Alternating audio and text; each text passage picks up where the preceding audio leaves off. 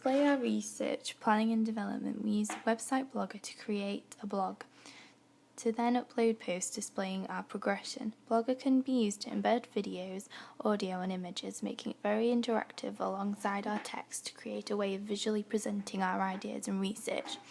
We were able to link other websites by creating links lists and making the blog dynamic and simple to use and search. The tools to change the layout are straightforward, as well as creating a text post, which takes seconds. The Website Blogger reflects the concept of the Web 2.0, as it really helps the user to collaborate and interact. As it is a blog, we created it ourselves and completely generated everything that we have done and displayed our work to target our audience effectively. We also used other blogs for more research, as they were easily accessible, such as IGS Media Studies and previous work. We use YouTube throughout our research and planning in a number of different ways. We use it to upload rough cuts, sample footage and vodcasts also to edit, which we did embed straight to our blogs. YouTube is very useful for research, especially music videos and their conventions, as well as past videos from our artists. As it is such a big website, it is likely to have the video content for whatever we were looking for, making it useful for a large proportion of people which we are now depending on to make our video such a success and good distribution. Again, this is an interactive website with active comment section, creative other opportunities for audience feedback. DivShare. We use DivShare as a website for uploading files online, so it is right format to be used and presented on our blogs. We found this website very useful, as we can embed the documents we uploaded onto DivShare directly to our blogs. It can be used for audio, Word documents, images, videos and any other kind of documents. But we specifically used it for audio and Word documents, as this final effects look better on our blog, neat and professional. It isn't overcomplicated and is easy to use on Blogger. However, we found uploading process to DivShare can be more difficult, as you have to open an account.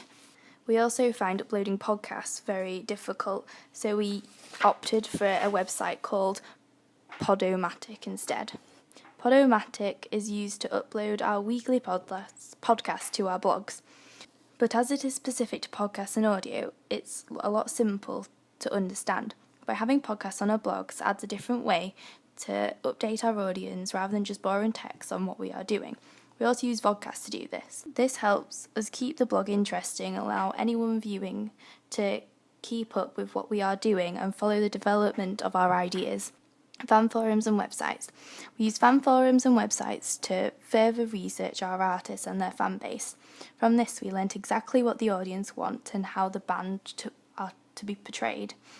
We also use the fan forums to display rough cuts and any ideas we have to get good feedback. This is very useful to get the feedback direct from the target audience, from people who inspire to be like the Atomic Kittens, and we know they care about them. Websites such as FanPop allow you to search the band and see every fan profile created on the website. They are also specific to fan forum sites for Atomic Kittens, with the active comment system for us to post ideas, links, videos for feedback. We use Gmail for contacting our record label to ask for rights to use our audio of their track in their video.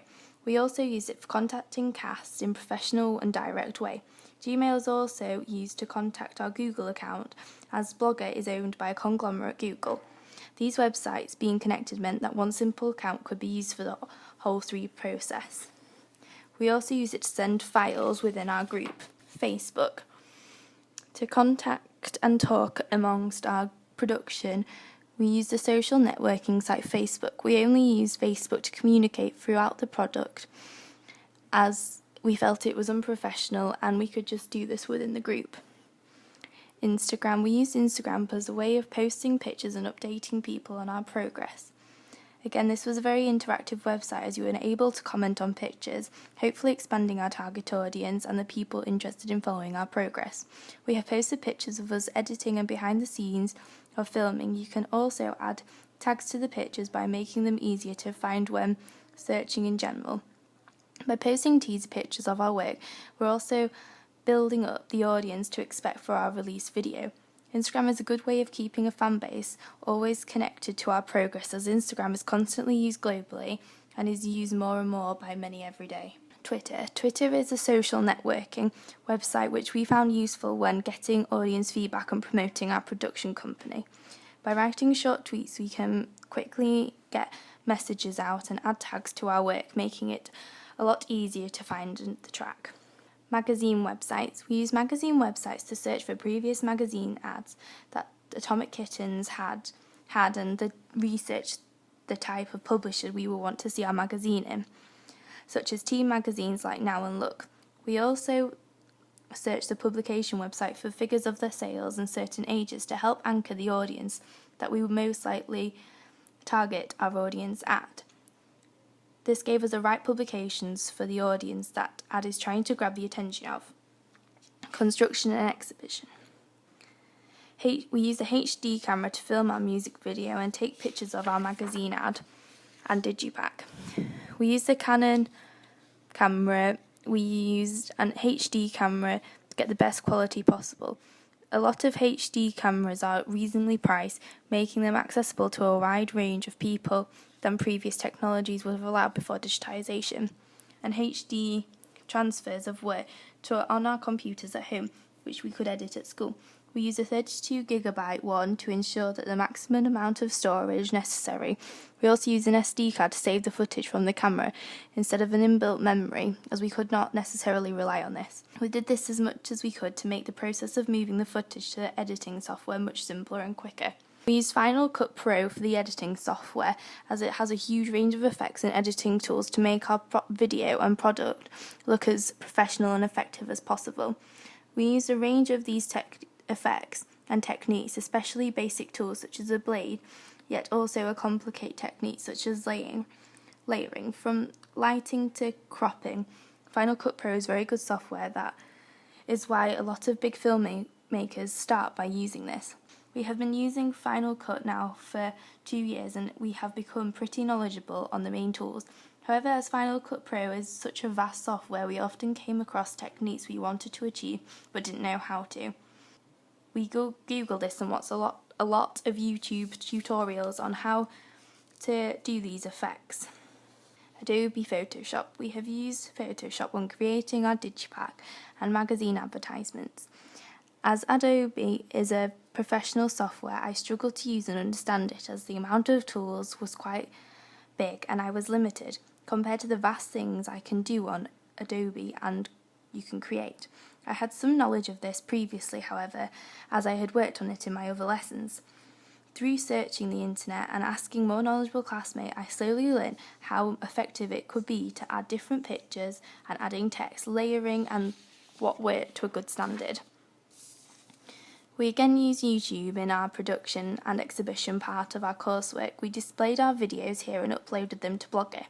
You can also export videos on YouTube straight to Final Cut Pro to YouTube, saving a lot of time. YouTube has also been an extremely large demographic, as we can see a large population frequently watching our production.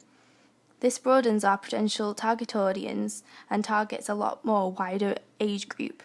The theorist John McMurray did analysis of content on YouTube and revealed that the minorities were grossly underrepresented and the most heavily viewed videos on YouTube tend to be white middle-class males. Because of this information, this is why we chose to display our rough cuts on Twitter and fan forums and websites to make sure that our demographic was definitely being targeted. This has allowed us to target our actual target audience, more social groups and a lot more other audience in different cultures. The evaluation. Not only in the research planning, production and exhibition we were using Blogger, we also used it in the evaluation. We used it to find the previous research we have done to help anchor the points in the evaluation question.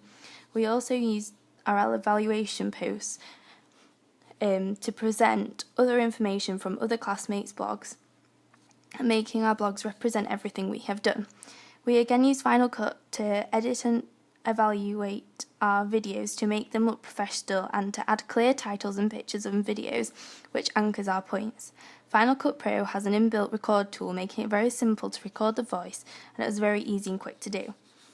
When making our evaluation videos, we wanted to include short clips from our rough cuts and final cuts, especially to show the progression we have made due and to our audience feedback. VLC became very useful. This is when viewing a video on this media player, you can record a small part of this and it will become exported as a separate clip for us to drop into Final Cut. Screen Capture is a downloadable device, making it extremely easy to screenshot your computer screen or particular regions when open it. Screen Capture is a downloadable device, making it extremely easy to screenshot your computer screen or particular region to open it on. This was vital in the evaluation stage of our coursework, as we needed to extensively back up the points we are making on our video and research. Also, we developed our research, we took screenshots along the way. When it came to the evaluation, we could just apply the screenshots and save them. To add an alternative visual element to our evaluation questions, we also used an online presentation website called Prezi. This website allowed us to create interactive presentations set out in the way we choose, with many points. This website allowed us to create an interactive presentation set out in the way you choose, with many points as you like. You can also create a path which follows the text in chronological order. Once you have created an account, you can create many presentations as you wish. They're relatively simple to navigate. We only used this website for evaluation question 1, as it was very time consuming and there was a lot of text in one presentation. Creating the presentation become complicated. Despite this, it provided an extra technology for us to use overall and did work very well. It's hard to understand at first, but it got a lot easier as we became more comfortable with it.